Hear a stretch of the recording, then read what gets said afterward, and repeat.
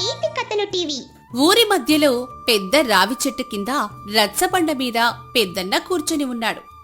ఆకాశంలో మబ్బులు దట్టంగా ఉన్నాయి. చల్లటి గాలి వీస్తోంది. వర్షం వస్తుందని సూచనలు కనిపిస్తున్నాయి. ఊరి జనమంతా పెద్దన్న చుట్టూ గుమిగూడారు. కొందరు పనులు మానేసి వచ్చారు. కొందరేమో గొడ్డళ్లు పక్కన పెట్టి వచ్చారు.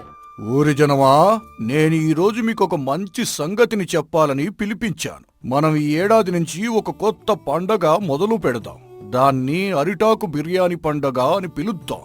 ఈ పండుగలో మనం ఊరి జనం అందరికీ ఉచితంగా అరిటాకు బిర్యానీని పెడదాం. మన ఊరు ఇంతకు ముందు ఎప్పుడూ ఇలాంటి పండగ చెయ్యలేదు. అవును, నేను మా పెద్దనతో మాట్లాడాను. మనం ఈ పండగ చేస్తే ఊరి జనం అందరూ కలిసి ఉంటారు. కానీ ఒక్క నియమం ఉంటుంది, అది ముఖ్యం. ఆ నియమం లేకపోతే ఈ పండక్కి అర్థం లేదు. ఏమిటా నియమం పెద్దన్నగారు? ఉచితంగా బిర్యానీ ఇస్తే ఎవరికిష్టం ఉండదు. కానీ నియమం ఏమిటో తెలుసుకోవాలి. నాకు మీరు చెప్పేది వినాలని ఉంది. వెంకన్న, నియమం చాలా సులభం. బిర్యానీ తినే ముందు ప్రతి ఒక్కరూ ఊరికి ఒక మంచి పని చెయ్యాలి. అది ఏదైనా కావచ్చు. ఎవరైనా చెట్టు నాటవచ్చు, ఎవరైనా వంతెన బాగు చేయవచ్చు, ఎవరైనా వృద్ధుడికి సహాయం చేయవచ్చు. మంచి పని చేసిన వారికే బిర్యానీ దక్కుతుంది. ఇదే మన పండగ ప్రత్యేకత. పెద్దన్నగారు, ఉచితంగా బిర్యానీ పెడతారంటే మంచిదే. కానీ మంచి పని చేయకపోతే బిర్యానీ దక్కదా? నాకేం పని చేయాల్సిన అవసరమే లేదు. నేనైతే నా ఇంటికి వెళ్తాను. వాళ్ళు పని చేస్తే నేను ఎందుకు చేయాలి? సోమలింగం మావయ్య, మీరెందుకలా అంటారు? మంచి పని చేస్తే మనకు మంచి జరుగుతుంది. అంతేకాదు, ఊరికి మంచి చేస్తే ఊరు మనకు మంచి చేస్తుంది. మా అమ్మగారు ఎప్పుడు చెప్పేవారు, చేతులు కదిపితే కడుపు నిండుతుంది అని. సీతమ్మ చెప్పింది నిజం. ఈ పండుగ వల్ల మన ఊరు మరింత బాగుపడుతుంది. మనం కలిసి పనిచేస్తే ఊరు అభివృద్ధి చెందుతుంది. మా తాతల కాలం నుంచి ఈ ఊరిలో ఇలాంటి పనులు జరుగుతూ ఉండేవి. కానీ ఇప్పుడు ఆ సాంప్రదాయాలను మర్చిపోయాం. కాబట్టి రేపు ఉదయం నుంచి పనులు మొదలు. బిర్యానీ సాయంత్రానికి రెడీ అవుతుంది. అవును పెద్దనగోరా, మేము అంగీకరిస్తున్నామా? మేము మంచి పనులు చేస్తాము. ఈ పండుగ మన ఊరికి మంచి చేస్తుంది. మా పిల్లలు కూడా ఈ పండుగ నేర్చుకోవాలి. అందరూ సంతోషంగా వారి వారి ఇళ్లకి వెళతారు. కాని సోమలింగం మాత్రం కోపంగా ఇంటికి వెళ్తాడు. మరుసటి రోజు ఉదయం వర్షం మొదలవుతుంది. చినుకులు పడుతున్నాయి. కాని ఊరి జనమంతా ఉత్సాహంగా బయటకొచ్చారు. వారందరూ పనులు చేయడం మొదలుపెట్టారు. కొందరు చెట్లు నాటుతున్నారు, కొందరేమో రోడ్లు బాగు చేస్తున్నారు, కొందరు వృద్ధులకు సహాయం చేస్తున్నారు. ఊరంతా సందడిగా ఉంది. సీతమ్మ, నేను ఊరి చివర ఉన్న పాత వంతెన బాగు చేయాలనుకుంటున్నాను. ఆ వంతెన కొన్ని నెలలుగా పాడైపోయింది. దాన్ని సరిచేస్తే ఊరు జనానికి రాకపోకలకు సులువు అవుతుంది. ముఖ్యంగా ఈ వర్షాకాలంలో ఈ వంతెన దాటడం చాలా కష్టం. నేను కూడా మీకు సాయం చేస్తాను. ఇద్దరం కలిసి పనిచేస్తే తొందరగా అవుతుంది. నేను రాళ్లు, ఇసుక తెస్తాను. మనం ఈ వంతెన్ను బలంగా కడదాం. ఇక వర్షాలొచ్చినా ఇది కోలిపోకూడదు. నీ సాయం మనకు చాలా అవసరం. ఈ వర్షంలో వంతెన బాగు చేస్తే అది ఊరికి ఎంతగానో ఉపయోగపడుతుంది. మన తాతల కాలంలో ఈ వంతెన ఎంత బాగా ఉండేదో. ఇప్పుడు మనం దాన్ని మళ్ళీ బాగు చేసుకోవాలి. వెంకన్న, నేను కూడా మీతో కలిసి పనిచేస్తాను. మనం అందరం కలిసి పనిచేస్తే ఈ వంతెన ఇవాళే పూర్తవుతుంది. నాకు కట్టడం బాగా తెలుసు. నా తండ్రి కూడా ఇలాంటి వంతెనలే కట్టేవారు. అద్భుతం! ముగ్గురం కలిసి పనిచేస్తే ఈ వంతెన ఇప్పుడే బాగు చేయొచ్చు. ఇది మన ఊరికి ఎంతో మంచి చేస్తుంది. ముగ్గురు కలిసి వంతెన బాగు చేయడం మొదలుపెట్టారు. వర్షం ఎక్కువైనా వారు ఆగలేదు. వాళ్లు రాళ్లు పేర్చి ఇసుక కలిపి వంతెన్ను బలంగా కట్టారు. ఆ వంతెనకు ఇప్పుడు కొత్త రూపం వచ్చింది. అక్కడికి పెద్దన్న, గంగమ్మ వస్తారు. పెద్దన్న ఒక చెట్టు దగ్గర నిలబడి ఆలోచిస్తున్నాడు. చూశావా, మన ఊరి జనం ఎంత బాగా పనిచేస్తున్నారు. వీరు చేస్తున్న మంచి పనులు ఊరికి ఎంతో ఉపయోగపడుతాయి. ఇదే నా ఉద్దేశం. ఈ పండుగ వల్ల మన ఊరు మారిపోతుంది. అవును, మన ఊరి జనానికి మంచి మనసుంది. వారు చేస్తున్న పనులు చూస్తుంటే నాకు చాలా సంతోషంగా ఉంది. 90ల నాటి మన పల్లెటూరులో ఇలాంటి కలిసి పనులు ఉండేవి. కాని ఇప్పుడు మర్చిపోతున్నాం. ఈ పండుగ వాటిని మళ్లీ గుర్తు చేస్తుంది. సోమలింగం తన ఇంట్లో పడుకునున్నాడు. అతను బయటకెళ్లి పని చేయడం ఇష్టం లేదు. అతనికి బిర్యానీ మాత్రమే కావాలి. అతనేమైనా తెలివిగా చెయ్యాలని ఆలోచిస్తున్నాడు. ఏమిటి వాళ్ళందరూ పనిచేస్తున్నారు? నాకు పని చేయాల్సిన అవసరమేమిటి? నేను వెళ్లి నేరుగా బిర్యానీ తింటాను. ఎవరైనా అడిగితే నేను పని చేశాను అని అబద్ధం చెబుతాను. ఎవరికి తెలుస్తుంది? ఊరంతా పనిలో ఉన్నారు. నన్ను ఎవరు గమనిస్తారు? అలా అనుకుని సోమలింగం లేచి నేరుగా బిర్యానీ వంట జరుగుతున్న చోటుకి వెళ్తాడు. అక్కడ గంగమ్మ, సీతమ్మ ఇంకా కొంతమంది స్త్రీలు అరిటాకు బిర్యానీ వండుతున్నారు. ఆ వాసన ఊరంతా వ్యాపించింది. ఆ వాసనకు సోమలింగం ఆకలి మరింత పెరిగింది. అతని నోట్లో నీరూరుతోంది. గంగమ్మ గారు, నాకొక అరిటాకు బిర్యానీ ఇవ్వండి. నాకు చాలా ఆకలి వేస్తుంది. మరి మీ బిర్యానీ వాసనకు నేను ఆకర్షితుడనయ్యాను. నేను ఎప్పుడూ ఇలాంటి వాసన చూడలేదు. సోమలింగ, నీవు ఏ మంచి పని చేశావు? మేమందరం పని చేస్తున్నాం. నీవెక్కడ పని చేశావు? నీ చేతుల మీద ఒక గీత కూడా లేదు, నీ బట్టలు కూడా తడవలేదు. అది నేను ఒక చెట్టు నాటాను. ఊరు చివర ఒక మామిడి చెట్టు నాటాను. అది మంచి పనే కదా. నేను ఎంతో కష్టపడి మరి నాటాను. నా చేతికి కాయలు కూడా వచ్చాయి. సోమలింగ మావయ్య, మీరు ఎక్కడ చెట్టు నాటారు? నేనిప్పుడే ఊరంతా తిరిగొచ్చాను. ఎక్కడ కొత్త చెట్టే కనిపించలేదు. నేను ప్రతి ఇంటి ముందు, ప్రతి పొలం దగ్గర చూశాను. మీరు అబద్ధం చెప్తున్నారు. అది నేనే నాటాను, కానీ అది పెరగలేదు. అది ఎండిపోయింది. అది నా తప్పు కాదు. ఆ మట్టి బాగా లేదు. వర్షం కూడా సరిగ్గా పడలేదు. సోమలింగ, నువ్వు పని చేయకుండా అబద్ధం చెప్తున్నావు. ఇది సరైన పద్ధతి కాదు. పెద్దన్న గారు ఒక నియమం పెట్టారు. ఆ నియమం అందరికీ వర్తిస్తుంది. నువ్వు మంచి పని చేస్తేనే బిర్యానీ దొరుకుతుంది. ఈ ఊరిలో ఎవరికి మినహాయింపు లేదు. నాకు బిర్యానీ కావాలి. నేను పని చేయను. మీరు ఇవ్వకపోతే నేను ఇక్కడే కూర్చుంటాను. మీరిచ్చేదాకా వెళ్ళను. నన్ను ఎవరు ఏమన్నా పర్వాలేదు. సోమలింగ మామయ్య, మీరు కాస్త ఆలోచించండి. మిమ్మల్ని మించి మరెవ్వరూ లేరు. మీరు మంచి పని చేస్తే మీకు బిర్యానీ దొరుకుతుంది. అంతేకాదు, మీకు సంతోషం కూడా వస్తుంది. మీరు ఇతరులకు సాయం చేస్తే వారు మిమ్మల్ని గౌరవిస్తారు. ఇది మీరు అర్థం చేసుకోవాలి. సోమలింగం ఏం మాట్లాడకుండా కూర్చొనుంటాడు. సాయంత్రం అయ్యింది. వర్షం ఇంకా కురుస్తూనే ఉంది. ఊరి జనమందరూ పనులు పూర్తి చేసుకుని వచ్చారు. వాళ్ళందరూ అరిటాకు బిర్యానీ తినడానికి వచ్చారు. వాళ్ల ముఖాల్లో సంతోషం నిండుంది. వాళ్ళు చేసిన మంచి పనుల గురించి మాట్లాడుకుంటున్నారు. సీతమ్మ, మనం చేసిన పని బాగా అయింది. ఆ వంతెన ఇప్పుడు బాగుపడింది. ఊరు జనం ఎంతో సుఖంగా రాకపోకలు చేసుకోవచ్చు. ఇది మనకు సంతోషాన్ని ఇస్తుంది. ఇప్పుడు వర్షం వస్తున్నా ఎవరికీ భయమే లేదు. అవును, మనం చేసిన పనికి ఫలితం ఇలా ఉంటుంది. మంచి పని చేసినప్పుడు మనకు సంతోషం వస్తుంది. అందరూ బిర్యానీ తింటూ ఉన్నారు. సోమలింగం మాత్రం ఒక పక్కన కూర్చొని చూస్తున్నాడు. అతనికి ఆకలేస్తోంది, కాని బిర్యానీ పెట్టడం లేదు. అతను ఇంకా మంచి పనే చేయలేదు. అతని కడుపు బిగ్గరగా మారుతోంది. సోమలింగ, నీకు ఏమైంది? బిర్యానీ ఎందుకు తినడం లేదు? నీకు ఆకలి వేయడం లేదా? ఊరు జనమందరూ తింటున్నారు కదా. పెద్దన్నగారు, నాకు బిర్యానీ పెట్టడం లేదు. నేను పని చేయలేదు. నాకు సోమరితనం ఎక్కువ. నేను అబద్ధం చెప్పాను. నాకిప్పుడు అర్థమయ్యింది. మంచి పని చేయకుండా బిర్యానీ దొరకదని. నేను తప్పు చేశాను. సోమలింగ, ఇప్పుడు నీకు అర్థమయ్యిందా? ఇంకా ఆలస్యం కాలి. ఒక మంచి పని చెయ్యి. నాకు తెలుసు, నీ ఇంటి పక్కన ఒక వృద్ధురాలు ఉంది. ఆమె పేరు మంగమ్మ. ఆమెకు నీళ్లు తెచ్చి ఇవ్వు. అదే మంచి పని. ఆమె వయస్సు ఎక్కువ. ఆమెకు నడవటం కష్టం. అవును, నేను ఆమెకు నీళ్లు తెచ్చిస్తాను. అంతేకాదు, ఆమె ఇంటి ముందు ఉన్న బురదను కూడా తీసేస్తాను. ఆమె ఇంటి గడపను కూడా శుభ్రం చేస్తాను. అది మంచి పనే కదా? అవును, అదీ మంచి పనే. వెళ్ళి చేసిరా. నీకు బిర్యానీ దొరుకుతుంది. నీ మనసు మారినందుకు నాకు చాలా సంతోషంగా ఉంది.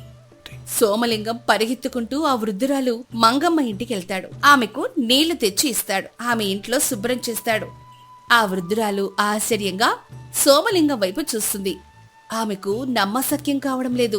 సోమలింగ, నీవు ఇలా చేస్తున్నావు? నీకు ఎంత మంచి మనసుందా? నేను నిన్నెప్పుడు సోమరిగా చూశాను, కానీ ఇప్పుడు నీవు మారిపోయావే. నీకెంత మంచి మనసుందని నాకు తెలీదు. మంగమ్మ గారు, నాకిప్పుడు అర్థమయ్యింది. మంచి పని చేస్తేనే మనకు మంచి జరుగుతుంది అని. నేను ఇంతకు ముందు అర్థం చేసుకోలేదు, కానీ ఇప్పుడు అర్థం చేసుకున్నాను. మీరు నన్ను క్షమించండి. నాయన, నేను నిన్ను క్షమించను. నువ్విలా మారడం చూసి నాకు చాలా సంతోషంగా ఉంది. ఇక నుంచి ఎప్పుడు ఇలాగే ఉండు. సోమలింగం మళ్ళీ బిర్యానీ వంట చోటికి వస్తాడు. అతను ఇప్పుడు సంతోషంగా ఉన్నాడు. అతను మంచి పని చేశాడు. ఆ పని వల్ల ఆ వృద్ధురాలు మంగమ్మ సంతోషించింది. సోమలింగ, నీవు మంచి పని చేశావని విన్నాను. ఇదిగో నీ బిర్యానీ. అరిటాకు మీద వేడి వేడి బిర్యానీ తిని ఆనందించు. నీకింకా కావాలంటే మరొక అరిటాకిస్తాను. ధన్యవాదాలు గంగమ్మ గారు. ఈ బిర్యానీ కంటే నేను చేసిన పని నాకు ఎక్కువ సంతోషాన్నిస్తుంది. ఇప్పుడు నాకు అర్థమయ్యింది, మంచి పని చేస్తేనే నిజమైన సంతోషం వస్తుంది అని. నేనిక ఎప్పటికీ మర్చిపోను. సోమలింగం మావయ్య, మీరు మారిపోయారే. నాకు చాలా సంతోషంగా ఉంది. మీరిలా మారడం ఊరికి మంచి చేస్తుంది. ఇక నుంచి మీరు కూడా మాతో కలిసి పనిచేస్తారు కదా. సోమలింగం మామ, మీరు ఇప్పుడు మంచి దారిలో ఉన్నారు. ఇక నుంచి మీరు కూడా ఊరి పనుల్లో పాల్గొంటారు కదా. మీరు నన్ను ఎప్పుడు కావాలంటే అప్పుడు పిలవండి. తప్పకుండా ఇక నుంచి నేను ఎప్పుడు ఊరి పనుల్లో పాల్గొంటాను. సోమరితనం వదిలేస్తాను, మంచి పనులను చేస్తాను. అదే నిజమైన జీవితం. నేనిప్పుడు అర్థం చేసుకున్నాను. అందరూ కలిసి అరిటాకు బిర్యానీ తింటున్నారు. ఆ వర్షం వారికి ఎంతో ప్రత్యేకమైంది. ఆ బిర్యానీ కంటే వారు చేసిన మంచి పనులే వారికి ఎక్కువ సంతోషాన్ని ఇస్తున్నాయి. ఆ వాసన ఊరంతా వ్యాపించింది. ఊరి జనమా, ఈ రోజు మనం ఒకటి నేర్చుకున్నాం. బిర్యానీ కంటే మనం చేసిన మంచి పనులే గొప్పవి. ఈ పనులు మన ఊరిని మారుస్తాయి. ఇలా కలిసి పనిచేస్తే ఊరు బంగారమవుతుంది. నా తాతల కాలంలో ఈ ఊరు ఎలా ఉండేదో ఇప్పుడు గుర్తుకొస్తుంది. అవును, ఈ పండుగ మన ఊరికి ఎంతో మంచి చేస్తోంది. ఇక నుంచి ప్రతి సంవత్సరం ఈ పండుగ చేద్దాం. ఇది మన సంప్రదాయంగా ఉండాలి. మనం ఇంకో మంచి పని చేద్దాం. ఈ పండుగను మనం ఊరి పేదలకు కూడా అందిద్దాం. వారు కూడా ఈ సంతోషంలో పాల్గొనాలి. వారికి కూడా బిర్యానీ దొరకాలి. అవును, నేను కూడా అంగీకరిస్తున్నాను. పేదలు కూడా ఈ రుచి తినాలి. వారు కూడా మంచి పనులు చేయాలి. మనందరం కలిసి వారికి సాయం చేయాలి. నేను ఈ పని చూసుకుంటాను. పేదలందరికీ బిర్యానీ అందించే ఏర్పాటు చేస్తాను. వారు కూడా ఈ సంతోషంలో పాల్గొనాలి. ఇది నా మొదటి మంచి పని. అందరూ ఆనందంగా నవ్వుకుంటున్నారు. వర్షం మళ్లీ మొదలవుతోంది. కాని ఈ వర్షం వారికి ఆనందం తెస్తోంది. 6 నెలలు గడిచాయి. ఆ ఊరు పూర్తిగా మారిపోయింది. ఎక్కడ చూసినా పచ్చని చెట్లు, బాగు చేసిన రోడ్లు, వంతెనలు, వృద్ధులకు సాయం చేసే యువకులు. ఊరి జనమందరూ సంతోషంగా ఉన్నారు. 90ల నాటి గ్రామీణ వాతావరణం మళ్లీ వచ్చింది. ఊరి జనమా, ఇప్పుడు మన ఊరు అందరికీ ఆదర్శంగా ఉంది. పెద్దన్నగారు, మీరు చేసిన ఆ పండుగ నా జీవితాన్ని మార్చేసింది. నేను సోమరి నుంచి మారి ఇప్పుడు ఊరికి మంచి పనులు చేస్తూ ఉన్నాను. నాకు ఇప్పుడు చాలా సంతోషంగా ఉంది. నేనిక ఎప్పుడూ సోమరిని కాదు. ఈ పండుగ మన ఊరికి ఎంతో మంచి చేసింది. ఇక నుంచి మనం ప్రతి సంవత్సరం ఈ పండుగ చేసుకుందాం. ఇది మన ఊరి సాంప్రదాయంగా ఉండాలి. అవును, ఈ పండుగ వల్ల మన ఊరు మారిపోయింది. ఇప్పుడు మన ఊరు అందరికీ ఆదర్శం. ఇలా కలిసి పనిచేస్తే మన ఊరు ఇంకా బాగుపడుతుంది. నాకీ రోజు చూస్తుంటే ఎంతో సంతోషంగా ఉంది. మన ఊరి జనం కలిసి ఉండడం, మంచి పనులు చేయడం, ఇదే నాకు కావాల్సింది. ఇది 90ల నాటి మన పల్లెటూరి మరపురాని జ్ఞాపకం. అందరూ ఆ పెద్ద రావి చెట్టు కింద ఆనందంగా మాట్లాడుకుంటున్నారు. ఆకాశంలో సూర్యుడు ప్రకాశవంతంగా ఉదయించాడు. వర్షం ఆగిపోయింది. కాని వారి మనసుల్లో ఆ వర్షపు జ్ఞాపకాలు, ఆ అరిటాకు బిర్యానీ వాసన ఎప్పటికీ ఉండిపోతుంది. నీతి: మంచి పని చేస్తేనే నిజమైన సంతోషం వస్తుంది. ఇతరులకు సాయం చేస్తే మనకు కూడా సహాయం వస్తుంది. కలిసి పని చేస్తే ఊరు బంగారవుతుంది. సోమరితనం వదిలి మంచి పనులు చేస్తే జీవితం మారుతుంది. ఇచ్చేది బిర్యానీ కావచ్చు, కానీ గెలిచేది మంచి మనసు. హరితనవనమనే అందమైన గ్రామంలో రామయ్య అనే ఒక గృహస్థుడుండేవాడు. అతనికి ఎంతో సారవంతమైన భూమి ఉన్నప్పటికీ అతనికి సోమరితనం ఎక్కువ కావడం వల్ల ఆ పొలాన్ని ఎప్పుడూ దున్నలేదు.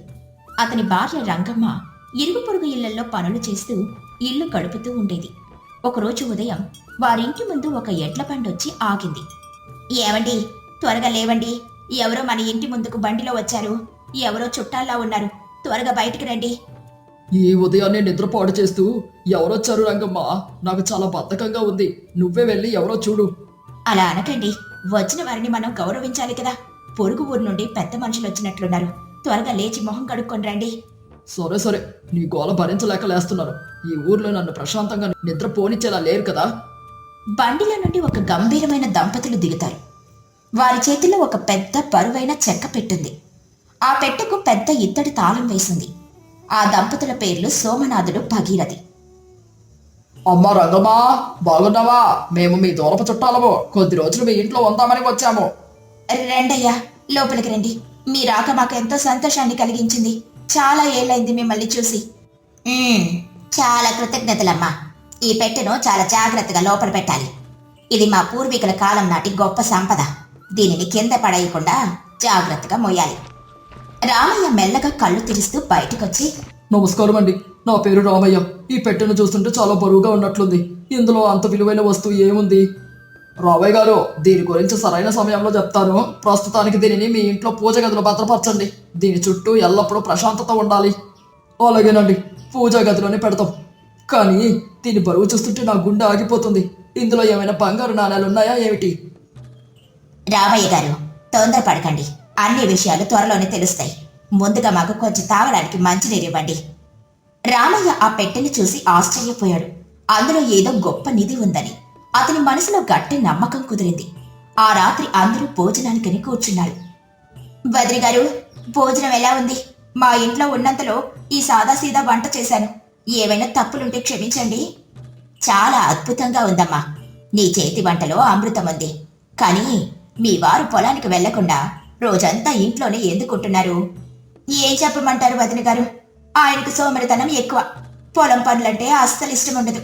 ఆ పొలం అలానే పాడుపడిపోయింది. రంగమ్మా, చుట్టాల ముందు నా గురించి అలా మాట్లాడుకో. నేను సరైన సమయం కోసం ఎదురు చూస్తున్నాను. కష్టపడకుండానే విజయం సాధించే మార్గం ఏదైనా ఉందేమోనని నా ఆలోచన. అవును రామయ్య గారు, మీ మాట నిజమే. ప్రతి మనిషికి ఒక సమయం వస్తుంది. ముఖ్యంగా మా పెట్టెలో ఉన్న రహస్యం తెలిస్తే మీ జీవితమే మారిపోతుంది. అది సామాన్యమైన పెట్టి కాదు. అవునా? ఆ పెట్టు వెనుకున్న కథ ఏమిటో దయచేసి నాకు చెప్పండి సోమనాథుడు గారు. నా వినికిడి శక్తి అంతా దానిపైనే ఉంది. మా తాతల కాలంలో ఒక సిద్ధుడు ఈ పెట్టెను మాకిచ్చారు. ఇందులో అపారమైన ఐశ్వర్యం ఉంది. కానీ దీనిని తెరవడానికి ఒక విచిత్రమైన నియమం ఉంది. సోమనాథుడు అన్న మాటలకు రామయ్య చెవులు రిక్కరించాడు. ఆ పెట్టెలో ఏముందో తెలుసుకోవాలనే కుతూహలం అతనిలో పెరిగిపోయింది. అర్ధరాత్రి వేళ రామయ్య నిద్రపోకుండా ఆలోచిస్తూ కూర్చున్నాడు. రంగమ్మ, నిద్రపోయావా? ఆ సోమనాథుడు గారు చెప్పిన పెట్టె రహస్యం ఏమై ఉంటుంది? నాకు నిద్ర పట్టడం లేదు. నాకు తెలియదండి. వారు మన పెద్దలు. వారి సంపద గురించి మనకెందుకు? మీరు నిశ్చింతంగా నిద్రపోండి. ఉదయాన్నే లేవాలి కదా. లేదు రంగమ్మ, ఆ పెట్టెలో ఖచ్చితంగా బంగారు నాణాలు లేదా విలువైన రత్నాలు ఉండాలి. లేకపోతే దానికి అంత పెద్ద తాళం ఎందుకు వేస్తారు? దానిని ఎలాగైనా మనం సొంతం చేసుకోవాలి. ఆశపడకండి. కష్టపడి పని చేస్తేనే ఫలితం ఉంటుంది. కానీ ఇలాంటి గాలి వార్తలతో లాభం లేదు. అయినా ఇతరుల ధనంపై ఆశపడడం తప్పు కదండి. ఇందులో తప్పే ఉంది రంగమ్మ. వారు మన చుట్టాలే కదా. అందులో సగం మనకిచ్చినా మన కష్టాలన్నీ తీరిపోతాయి. ఇక మరుసటి రోజు ఉదయం సోమనాథుడు పూజా గదిలో ఆ పెట్టె ముందు కూర్చొని ధ్యానం చేస్తున్నాడు. రామయ్య మెల్లగా అతని దగ్గరకు వెళ్లి కూర్చున్నాడు. సోమనాథుడు గారు, మీ పూజ పూర్తయిందా? ఒక చిన్న సందేహం అడగొచ్చా? తప్పుగా అనుకోకండి. అడుగు రామయ్య. నీ మనసులో ఏముందో నిస్సంకోచంగా చెప్పు. నా దగ్గర దాచవలసిన అవసరం లేదు. ఆ పెట్టుని ఎలాగైనా ఒకసారి తెరిచి చూపించగలరా? అందులో ఏముందో చూడాలని నా ప్రాణం కొట్టుకుంటోంది. రాత్రంతా నాకు నిద్రే లేదు. సోమనాథుడు నవ్వుతూ, రామయ్య, ఈ పెట్టె సామాన్యమైంది కాదు. దీనిని తెరవడానికి ఒక ప్రత్యేకమైన నియమం ఉంది. ఆ నియమం దాటితే పెట్టెలోని సంపద బూడిదైపోతుంది. ఏంటో నియమం? ఎంత కష్టమైనా నేను ఆ నియమాన్ని పాటిస్తాను. దయచేసి చెప్పండి. నా దరిద్రం వదిలిపోతుంది. సరే సరే, ఈ పెట్టె తాళం కేవలం ఒక నిజాయితీ గల శ్రామికుడి చేతి స్పర్శతోనే తెరుచుకుంటుంది. ఎవరైతే 30 రోజుల పాటు నిరంతరం పొలంలో కష్టపడి పనిచేస్తారో వారి చేతి వేలి ముద్ర పడితేనే ఈ తాళం విడిపోతుంది. పొలంలో పని చేయాలా? కానీ నాకు నాగలి పట్టడం కూడా రాదే. నా వల్ల అవుతుందంటారా? ప్రయత్నిస్తే సాధ్యం కానిది లేదు రామయ్య. ఆ పెట్టెలోని నిధి నీకు కావాలంటే నీవు నీ పొలాన్ని దున్ని పంట వేయాలి. 30 రోజుల తర్వాత నీ చేతి స్పర్శతో ఈ తాళం తెరుచుకుంటుంది. ఈ మాట వినగానే రామయ్య ఆశ్చర్యపోయాడు. పొలంలో పని చేస్తేనే తాళం తెరుచుకుంటుందా అని తీవ్రమైన ఆలోచనలో పడ్డాడు. ఆ సాయంత్రం వీధి అరుగు మీద కూర్చొని తన పొరుగువాడైన వీరయ్యతో మాట్లాడాడు. ఎవరా రామయ్య, ఈ రోజు ఏదో ఆలోచనలో ఉన్నావు. మీ ఇంటికి వచ్చిన చుట్టాలు ఎలా ఉన్నారు? వారి ప్రవర్తన బాగుందా? వీరయ్య గారు, మా ఇంటికి వచ్చిన వారు సామాన్యులు గారు. వారి దగ్గర ఒక అద్భుతమైన నిధి పెట్టి ఉంది. కానీ దానిని తెరవడానికి ఒక కఠినమైన నియమం ఉందట. అవునా? ఏటా నియమం? నాకు కూడా చెప్పు, నేను వింటాను. ఈ ఊర్లో ఇలాంటి వింత నేను ఎప్పుడూ వినలేదు. 30 రోజుల పాటు నా పొలంలో కష్టపడి దున్నితేనే ఆ పెట్టె తాళం తెరుచుకుంటుందట. నాకేమో పొలం పని అస్సలు రాదు. ఏం చెయ్యాలో పాలుపోవడం లేదు. ఎంతలో ఆలోచించడానికి ఏముంది రామయ్య? ఒక 1 నెల రోజులు కష్టపడితే నీకు ఆ పెట్టెలోని నీది దక్కుతుంది కదా. వెంటనే రేపటి నుండి పొలం పని ప్రారంభించు. నేను నీకు సహాయం చేస్తాను. నిజంగానే ఆ నిధి నాకు దక్కుతుందా వీరయ్య గారు? నా చేతులు కాయలు కాస్తాయి. ఆ తాళం తెరుచుకుంటుందా? ఖచ్చితంగా తెరుచుకుంటుంది రామయ్య. పెద్దల మాటలు ఎప్పుడూ అబద్ధం కావు. నువ్వు వెనకాడకుండా పొలానికి వెళ్ళు. రామయ్యకు నిధిపై ఉన్న ఆశ అతని సోమరితనాన్ని జయించింది. మరుసటి రోజు తెల్లవారుజామునే లేచి నాగలి తీసుకుని పొలానికి బయలుదేరాడు. రంగమ్మ తన కళ్ళను తానే నమ్మలేకపోయింది. వదిలి గారు, చూసారా? మా వారు ఈరోజు పొలానికి వెళ్తున్నారు. ఇది కలనా లేక నిజమా? నాకు చాలా ఆనందంగా ఉంది. అంతా ఆ భగవంతుని లీల రంగమ్మ. నీ భర్త త్వరలోనే గొప్ప ధనవంతుడవుతాడు, చూస్తూ ఉండు. అతని శ్రమ వృధాగా పోదు. రావయ్య, పొలంలో పనిచేసేటప్పుడు నీ మనసు నిధి మీద మాత్రమే ఉండాలి. ఒక్కరోజు కూడా విశ్రాంతి తీసుకోకూడదు. ఎండను వానను లెక్క చేయకూడదు. అలాగే సోమనాథుడు గారు, మీ మాట ప్రకారం నేను 30 రోజుల పాటు రాత్రి పగలు కష్టపడతాను. ఆ పెట్టె తాళం తెరిచే బాధ్యత మీదే. తప్పకుండా రావయ్య, నువ్వు శ్రమించు, ఫలితం దానంతటా అదే వస్తుంది. రామయ్య పొలంలో అడుగుపెట్టాడు. ఎండ తీవ్రంగా ఉన్న లెక్క చేయకుండా నేలను దున్నడం ప్రారంభించాడు. మొదటి రోజు సాయంత్రానికి అతని ఒళ్ళంతా నొప్పులొచ్చాయి. అమ్మో, నా ఒళ్ళంతా హూరమైపోయింది. ఎంత కష్టం నేను ఎప్పుడూ పడలేదు. రేపు పొలానికి వెళ్ళగలనా లేదా అనే అనుమానంగా ఉంది. ఏమండి, కష్టపడితేనే ఫలితం ఉంటుంది. ఈ రోజే అలసిపోతే ఎలా? ఆ నిధిని గుర్తు తెచ్చుకోండి, మీ నొప్పులన్నీ మాయమైపోతాయి. అవును రంగమ్మ, నువ్వు చెప్పింది నిజమే. ఆ పెట్టెలో ఉన్న బంగారాన్ని తలుచుకుంటే నా నొప్పులన్నీ మాయమైపోతున్నాయి. రేపు మరింత ఉత్సాహంతో పనిచేస్తాను. అలా 10 రోజులు గడిచాయి. రామయ్య చేతులు గరుకుగా మారాయి. కాని అతనిలో ఉత్సాహం అస్సలు తగ్గలేదు. ప్రతిరోజు రాత్రి ఇంటికి రాగానే ఆ పెట్టెను తాకి చూసే. సోమనాథుడు గారు, చూడండి నా చేతులు ఎలా కాయలు కాసాయో. తారం ఏమైనా కదులుతుందా? నాకు కొంచెం ఆశ కలిగించండి. ఇంకా సమయం ఉంది రామయ్య. విత్తనాలు మొలకెత్తి పంట పచ్చగా మారే వరకు నీ శ్రమ కొనసాగాలి. అప్పుడే తాళం పూర్తిగా బలహీనపడుతుంది. అవును బాబు, శ్రమలో ఉన్న శక్తే ఆ తాళాన్ని విరగ్గొట్టగలదు. ఓపిక పట్టు, నీ కష్టానికి తగిన ప్రతిఫలం లభిస్తుంది. సరేనండి, మీ మాట ప్రకారం నేను మరింత కష్టపడతాను. ఆ నిధి నా సొంతం అవడం ఖాయమని నా నమ్మకం. ఇక మరికొన్ని రోజులు గడిచాయి. రామయ్య పొలంలో పచ్చని మొలకలొచ్చాయి.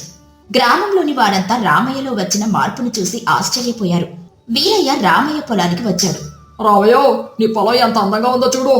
ఎంతకాలం బంజరుగా ఉన్న నేల ఈ రోజు పచ్చడి పంటలా మెరుస్తోంది. నీ కష్టంగా అనిపిస్తోందిలే. అంతా చుట్టాల దయ వీరయ్య గారు. ఆ పెట్టి నా జీవితాన్ని మార్చేయబోతుంది. నేను పడిన కష్టానికి త్వరలోనే ఫలితం దక్కబోతుంది. అవును రావయ్యో, నిజమైన నీదేంటో నీకు త్వరలోనే తెలుస్తుందిలే. నీ శ్రమ ఎన్నటికీ వృధాగా పోదు. నీవు మంచి మార్గంలో పడ్డావు. అవును వీరయ్య గారు, మొదట్లో కష్టంగా అనిపించినా ఇప్పుడు పొలంలో పనిచేస్తుంటే మనసుకు ఎంతో ప్రశాంతంగా ఉంది. 25 రోజులు పూర్తయ్యాయి.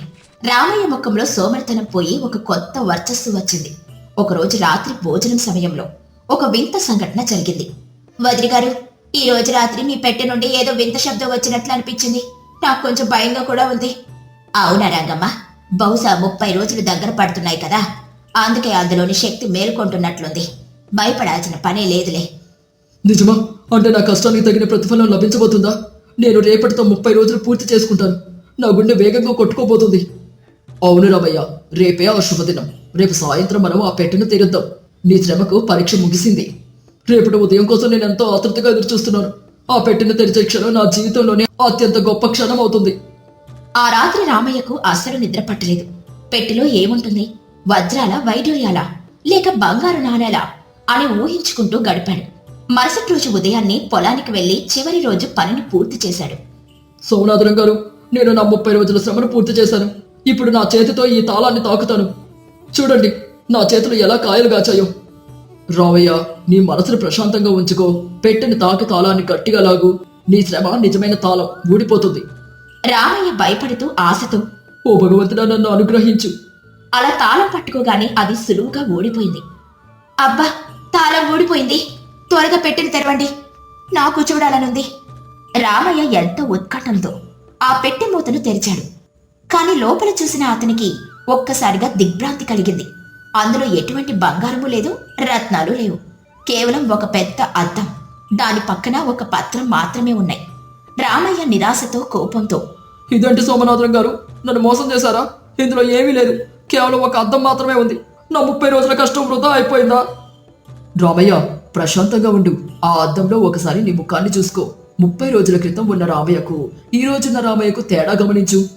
అద్దంలో నా ముఖం చాలా తేజస్సుతో ఆరోగ్యంగా కనిపిస్తుంది. శరీరంలో ఒక కొత్త ఉత్సాహం కనిపిస్తుంది. కానీ నాకు కావాల్సింది బంగారం కదా. రామయ్య బాబు, ఆ పక్కన ఉన్న పత్రాన్ని ఒకసారి చదువు.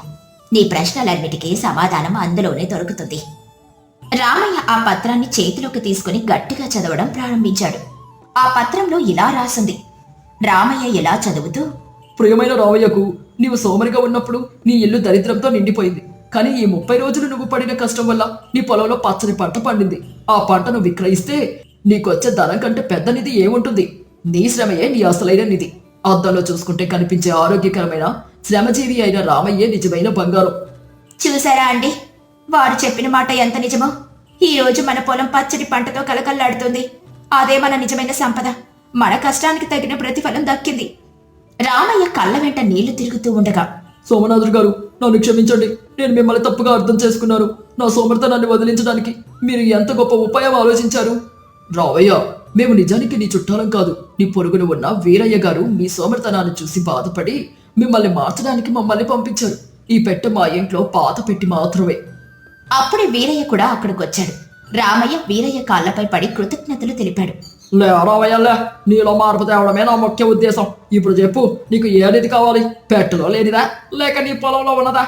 వీరయ్య గారు, నా శ్రమే నాకు నిజమైన నిధి అని తెలుసుకున్నాను. ఇకపై నేను ఎప్పుడు సోమరిగా ఉండను. ప్రతిరోజు కష్టపడి పని చేస్తాను. నాకు కళ్ళు తెరిపించారు. వీరయ్య గారికి, సోమనాథుడి గారికి మా జీవితాంతం రుణపడి ఉంటాము. మా ఇంట్లో ఈ రోజు నిజమైన వెలుగొచ్చింది. చాలా సంతోషం రంగమ్మ. మా ప్రయత్నం ఫలించింది. ఇక మేము మా ఊరికి బయలుదేరుతాం. మీ ఇల్లు ఎల్లప్పుడూ ఇలాగే పచ్చగా ఉండాలి. తప్పకుండా వదిలి గారు, మీ ఉపకారాన్ని నేను ఎప్పటికీ మరువను. వెళ్ళిరండి. సోమనాథుడు, భగీరథి దంపతులు రామయ్య దంపతుల వద్ద సెలవు తీసుకుని సంతోషంగా వెనుదిరిగారు. రామయ్య ఆ రోజటి నుండి నిరంతరం కష్టపడుతూ గ్రామంలోని అత్యంత ధనవంతుడిగా, గౌరవప్రదమైన వ్యక్తిగా ఎదిగాడు. అతని సోమరితనం పూర్తిగా నశించింది. ఈ కథలో నీతేంటంటే, కష్టపడకుండా లభించే ఏ సంపద నిలవదు. శ్రమయే మానవుడికి నిజమైన నిధి. కష్టపడే గుణమే మనిషికి నిజమైన ఆరోగ్యాన్ని, ఐశ్వర్యాన్ని ఇస్తుంది. సోమరితనం దారిద్ర్యానికి దారితీస్తే, శ్రమ విజయానికి మార్గం సుగమం చేస్తుంది.